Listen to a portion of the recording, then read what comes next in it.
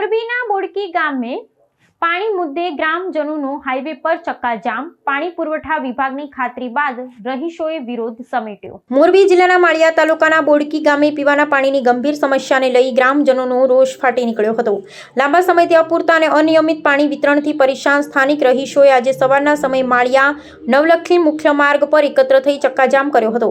આ વિરોધ પ્રદર્શનને કારણે માર્ગ પરના વાહન વ્યવહારને માઠી અસર પહોંચી હતી અને બંને બાજુએ વાહનોની લાંબી કતારો લાગી ગઈ હતી। ખાસ કરીને મહિલાઓએ માર્ગ પર ઉતરી આવી તંત્ર સામે ઉગ્ર વિરોધ સૂત્રોચ્ચાર કરીને પોતાનો વિરોધ નોંધાવ્યો હતો। સ્થાનિક રહીશોના જણાવ્યા અનુસાર ગામમાં છેલ્લા ઘણા સમયથી પાણી પુરવઠાની વ્યવસ્થા ખોરવાયેલી છે, જેને કારણે દૈનિક જરૂરિયાત માટે પણ પાણી મળવું મુશ્કેલ બન્યું છે। વારંવાર રજૂઆત કરવા છતાં વહીવટી તંત્ર દ્વારા કોઈ નક્કર ઉકેલ ન આવતા અંતે ગ્રામજનોએ આંદોલનનો માર્ગ અપનાવ્યો પડ્યો હતો અને માળિયા નવલખી હાઈવે પર થયેલા આ ચક્કાજામના સમાચાર મળતા જ સ્થાનિક પોલીસ કાફલો અને પાણી પુરવઠા વિભાગના ઉચ્ચ અધિકારીઓ ઘટના સ્થળે દોડી આવ્યા હતા અને સ્થિતિને કાબૂમાં લેવાનો પ્રયાસ હાથ ધર્યા હતા। પાણી પુરવઠા વિભાગના અધિકારીઓએ ગ્રામજનો સાથે બેઠક યોજી તેમની સમસ્યાઓ સાંભળી હતી અને આગામી દિવસોમાં નિયમિત તેમજ પૂરતા પ્રમાણમાં પાણી પૂરું પાડવાની લેખિત ખાતરી આપી હતી।